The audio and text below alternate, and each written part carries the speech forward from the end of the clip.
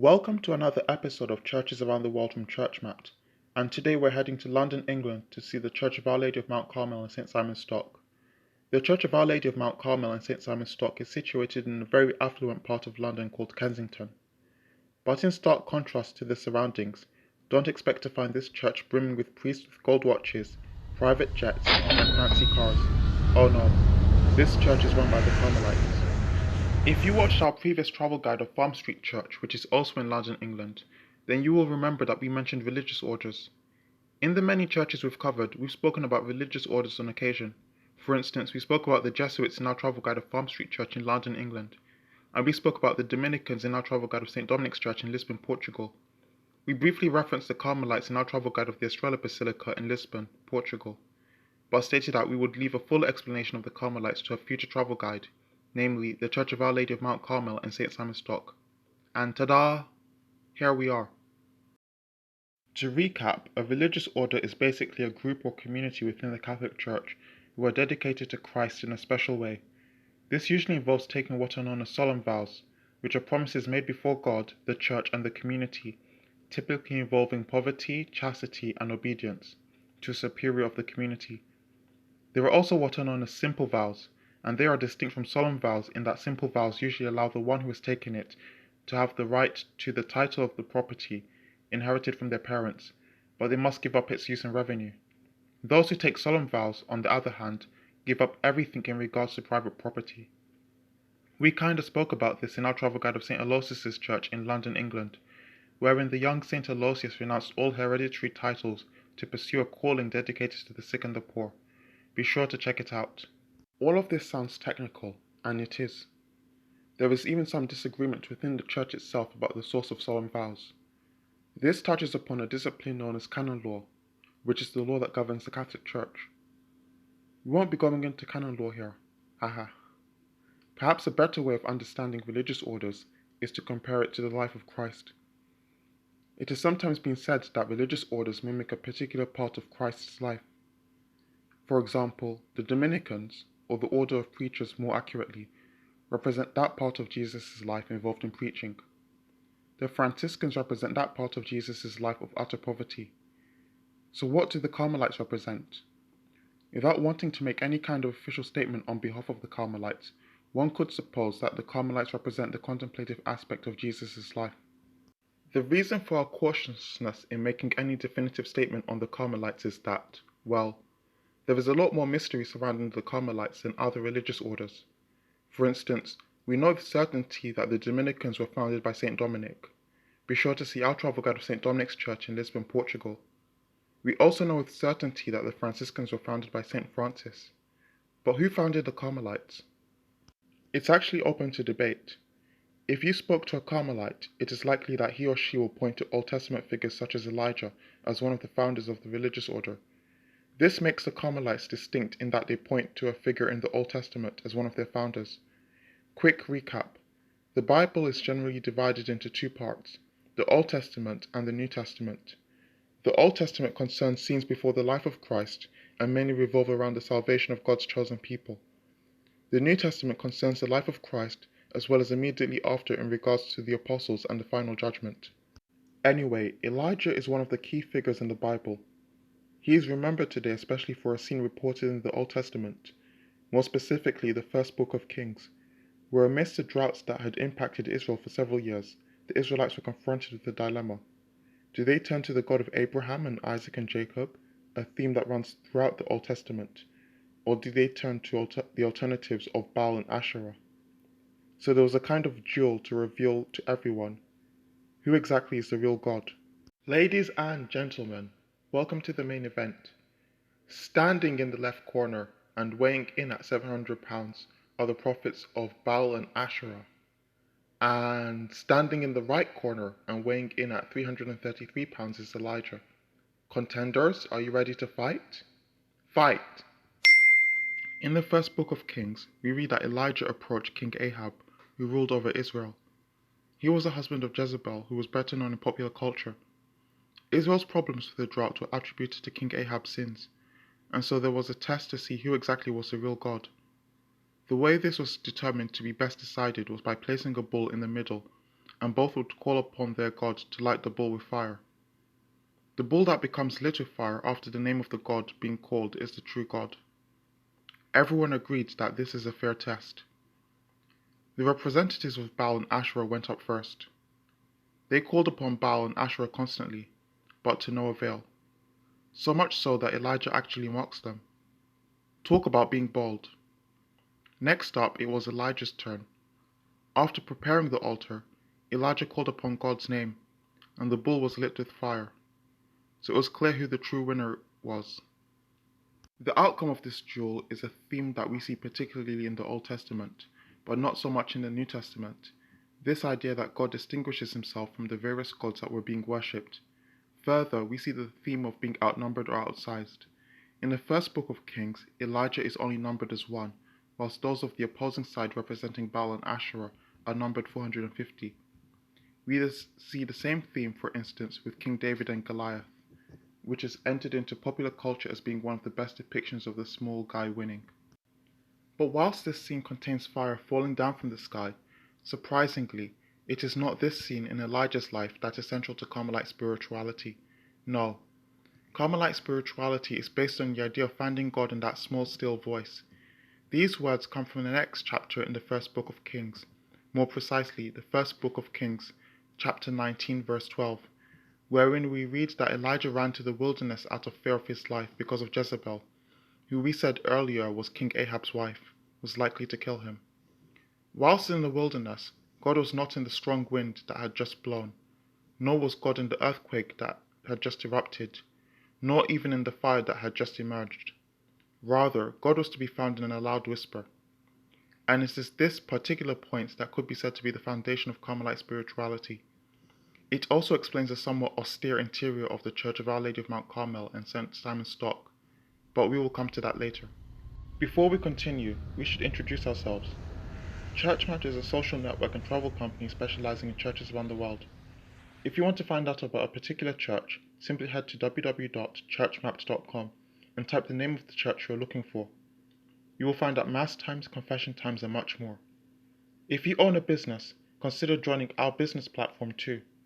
We have a number of e-commerce solutions for you, particularly if you work in the wedding, funeral, aviation, travel, or hospitality industry.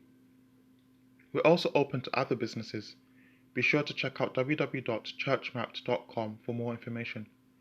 With our e-commerce platform, you can sell goods and services at the click of a button. We're superior to Shopify and WooCommerce with our ease and competitive pricing, and you know our audience is likely to be your customers too. So be sure to check us out at www.churchmapped.com. That is www.churchmapped.com.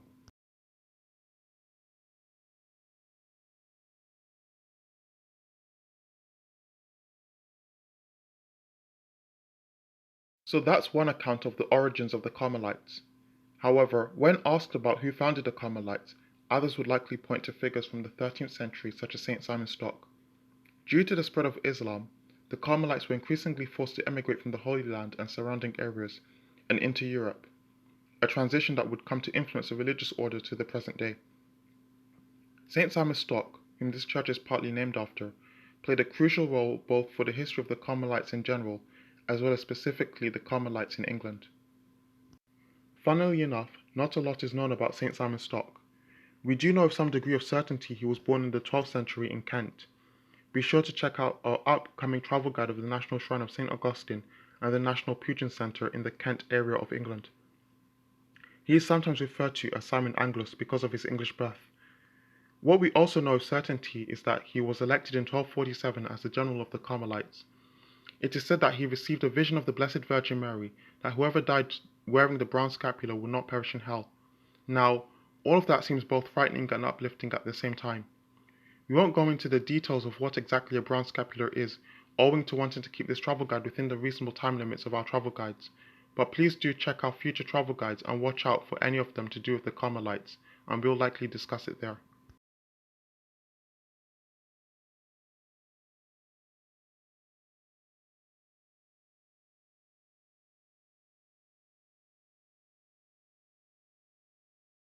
Over the years, as with any human organization, the Carmelites ran into internal difficulties which necessitated reforms. Enter Saint Teresa of Avila. This woman and saint is arguably one of the most important figures in the history of the Carmelites, and indeed one of the most important in the history of Christianity. We actually saw her in our hour travel guide of the ASHERAH Basilica. She was born in Avila, Spain in 1515, and joined the Carmelites around 1535. During a personal trial that involved poor health, she began a particular form of mental prayer that would go on to influence both Carmelite and Christian spirituality for years to come. She was the first female to be named Doctor of the Church for precisely this impact on Christianity. For more information about her, be sure to see our upcoming travel guide of the Convent of St. Teresa of Avila in Avila, Spain. The Carmelites can therefore be broadly split into two groups. There is the calced Carmelites and there is the discalced Carmelites. Calced means with shoes, and discalced means without shoes. And as you might guess, one distinctive feature of both branches is that the calced Carmelites wear shoes, and the discalced Carmelites traditionally do not wear shoes. However, this distinction is blurred nowadays because even discalced Carmelites wear sandals nowadays, and there are some exceptions such as extreme weather conditions where wearing something on one's feet is a necessity. The point of not wearing shoes is to indicate total reliance on God. Therefore, it once harks back again to the Old Testament. There we read that Moses approached God, who appeared to Moses in the form of a burning bush, and Moses removed his sandals. What we see again is the strong link the Carmelites have with the Old Testament, something that makes them stand out among all the various religious orders. Calced Carmelites are the older of the two, and have been the bulk of our travel guide, and the discalced Carmelites are the newer and emerged after reforms initiated by St. Teresa of Avila and another saint who we have not mentioned here called St. John of the Cross. That brings us on to the Church of Our Lady of Mount Carmel in St. Simon's Stock in London, England. This church is run by the discalced Carmelites. It might surprise you, but this church has a weird connection to the red telephone box in Britain. Their connection is down to Sir Gilbert Scott, an English architect and member of the important Scott architect family. He designed both. So if you ever do decide to do the thing every tourist does when visiting London, that is, taking a picture in front of the red telephone box, why not pay a visit to the Church of Our Lady of Mount Carmel in St. Simon's Stock too? We're sure the Carmelites there will welcome you with open arms. Speaking of visiting the Church of Our Lady of Mount Carmel and St. Simon's Stock, you can catch up to date with them by visiting the following link or clicking down below in the description box. What's more, if you want weekly updates about the Church of Our Lady of Mount Carmel and St. Simon's Stock, or indeed any church, consider purchasing our email newsletter. Prices are extremely attractive for this service, and with it, newsletters of events going on in a church you want to follow land in your inbox. Guaranteed. For more information, simply visit www.churchmapped.com or email info@churchmapped.com. We'll get back to you as soon as we can. ChurchMapped is a social network and travel website that specializes in churches around the world. We also offer games, jobs, dating, and music service too. With our website, you can search for information about churches anywhere in the world, learn interesting facts about the churches around the world, get transcripts of our travel guides, and connect with friends and family. Be sure to give our website a visit. You're only one click away. Back to where we were. Those of you who watched our previous travel guide of Guardian Angels Church, be sure to check it out. In London, England, will be familiar with our discussion of an architectural style known as Perpendicular Gothic, which is what the Church of Our Lady of Mount Carmel and St. Simon's Stock falls under. The church is actually preceded by an earlier church that had connections to the brilliant musician and Christian convert from Judaism, Father Herman Cohen. He was asked by Cardinal Wiseman, who we spoke about in our travel guide of Westminster Cathedral, be sure to check it out, to start a Carmelite monastery in London after the order, and after Catholicism had been severely restricted due to the dissolution of the monasteries under King Henry VIII. Among many accomplishments, Father Herman Cohen was a student of the brilliant Hungarian musician Franz Liszt, and we refer to this in our travel guide of St. Stephen's Basilica in Budapest, Hungary. Be sure to check it out. The church, however, unlike many churches in England, was severely damaged during the Second World War. This church is that church's successor. Construction for this church started in 1957, and it was finally opened in 1959. This was one of the last churches built by Sir Gilbert Scott. Let's head inside.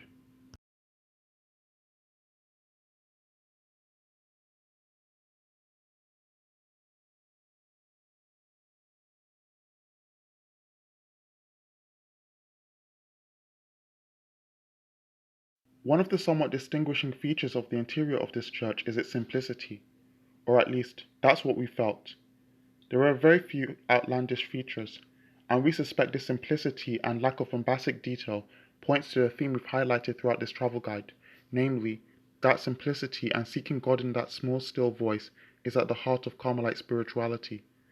As this is a Carmelite-run church, it is unsurprising this church features many former Carmelites.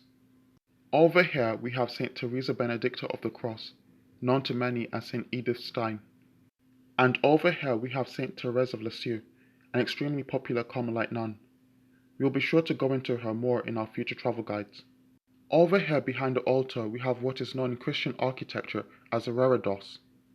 A REREDOS is basically a large screen, typically displaying various religious images like scenes from the life of Christ or the life of Our Lady.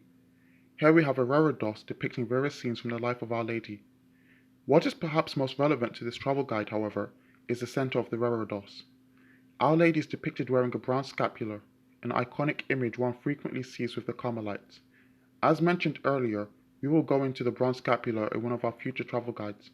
Be sure to subscribe to our YouTube channel to keep up with the most up-to-date information. One aspect we loved about the church are the various stations of the cross. We spoke about this devotion in our travel guide of St. James's Church, Spanish Place, London, England. Be sure to check it out.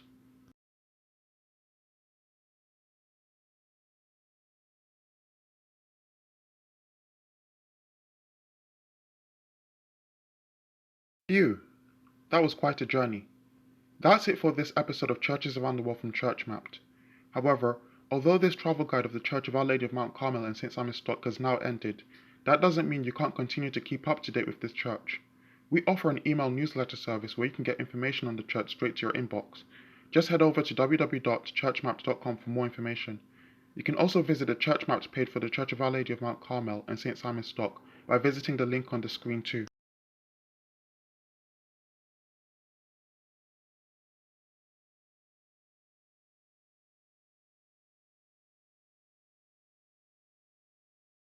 If you're interested in another church associated with the Carmelites, check out our travel guide of the Estrela Basilica in Lisbon, Portugal.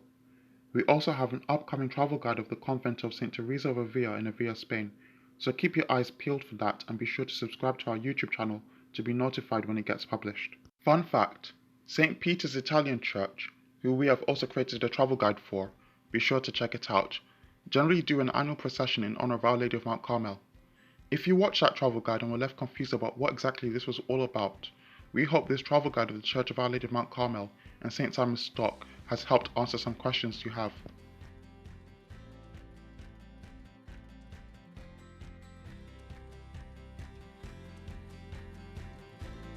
Our upcoming travel guides after this are the Church of the Visitation Sisters of St. Joseph in Warsaw, Poland, St. Dominic's Priory in London, England, and St. Patrick's Cathedral in New York City, United States of America. Don't forget to subscribe and to visit www.churchmapped.com. Until next time.